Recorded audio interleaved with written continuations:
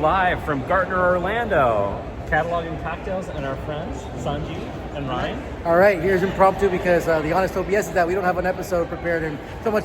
But anyways, okay, quick. What have you learned in the last 2 days? Biggest takeaways from Gartner? Last year when we were at this event, I joked that if you came here to learn about AI, there was no AI, it was all data. This year, 70% of the sessions are AI, and everybody has sort of caught on to AI agents.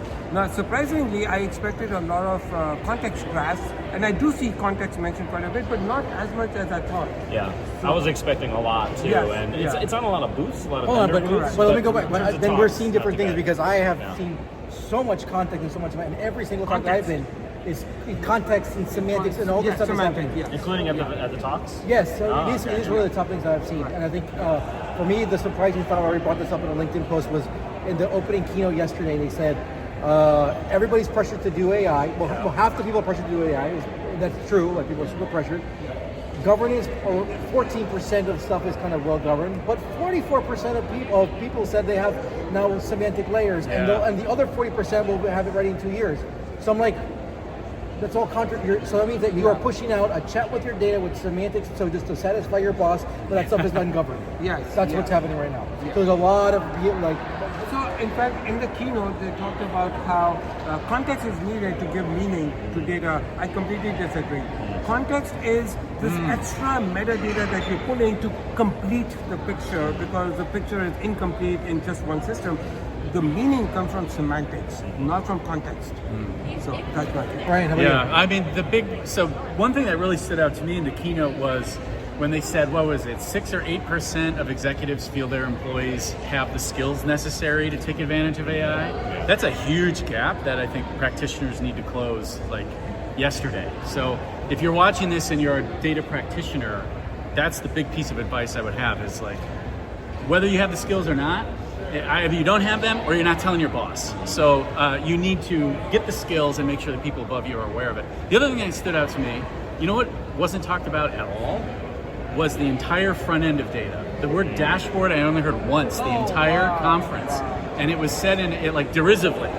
And I've been coming to these conferences for a long time. 10 years ago, this conference was like, who can make the fastest bar chart? That was like what it was all about. And now we're not talking about that stuff at all. So that's surprising. Analytics is only cool in the context of talking to an LLM. Exactly. Outside of that, didn't come up. The hottest topic in Data and Analytics Summit used to be the bake-off.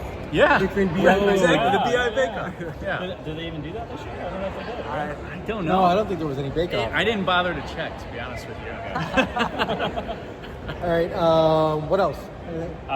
One takeaway that I have that's interesting is that I've actually been spending less time at the sessions and more like just talking about the vendors. And it's been very interesting to me how scattered the sort of agentic landscape is right now. Like you've got companies that are like, they are an agentic for X company, right? And that's all they're doing. Agentic for data engineering, agentic for data operations, for whatever it might be. Lots of chat with data companies, right? Agentic, data quality, data management. Yeah, exactly. So many of these. But then you've got tons of companies. So we had a bunch of like customer dinners and things like that. They're talking about like, oh yeah, I'm building my own agents, building it on Amazon, building it on Microsoft, building it on et cetera, right?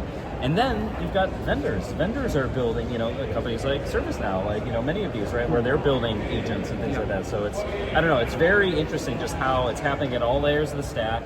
I think there's a lot of confusion around like, okay, where should I be focusing my energy when it comes to agents? So the first confusion is defining what an agent is.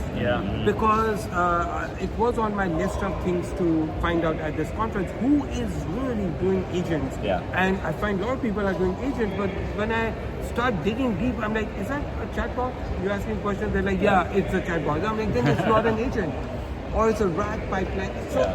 Well, everything is an agent. Everything's an agent. Yeah, we're just washing it right now, everything like that, right? So I saw what I thought was a very helpful presentation by one of the analysts that had at the end this 2 slides of checklists for how to tell if your BI vendor is agent washing their product. And it was, and reading through the checklist, it was clear that virtually all the BI vendors are. And so what are the trends? The talk from Robert Tanaraj said on the trends was 3 themes: agentic, semantics, and then the other one is platforms. And I think so. Yes, we talk about agents right now. We talk about semantics, important.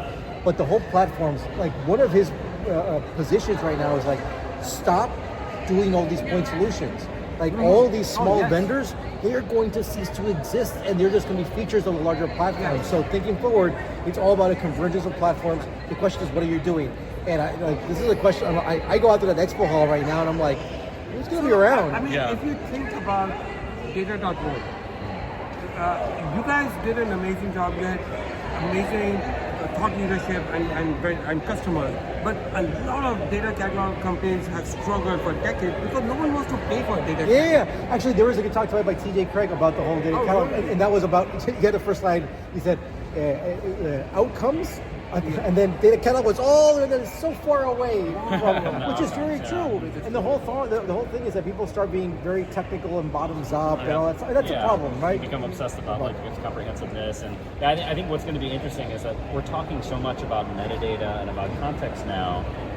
How can, whether it's catalogs or other tools, help to actually solve managing context and semantics and things like that? I think there's work to be done there. Let's not forget data, context, it all means to an end. We just get work done and provide the business value, which is what's going to help make money and save money.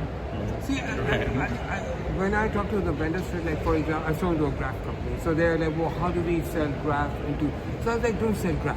Yeah. Right. Sell the value, the outcome. Yes. Like yes. your customer will understand. Let me go back to the same thing. Like state of the obvious.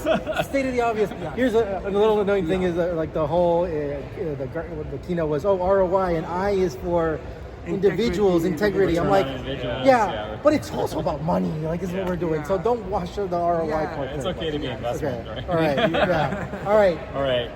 Any final quick thoughts? Final thoughts? Because I'm holding this with my arm right now. And No, I mean, I just think my biggest takeaway again is comes back to, I think, upskilling. I think about the conversations I have with people like you, and then I go to Detroit. I'm one of the founders of the Data in the D community, and when I go to our meetups and I talk to the everyday analysts and data engineers, and they're like have no idea that a lot of this is going on. Mm-hmm. So if you're watching this and that's you, go upskill. Go upskill now. Yeah. All right. I think that's I second that. Like, learn as much as you can. Any final thoughts from you? No, I you said it. I'm good. All right. Let's upskill. All right. Cheers, everybody. Cheers. Yeah, bye.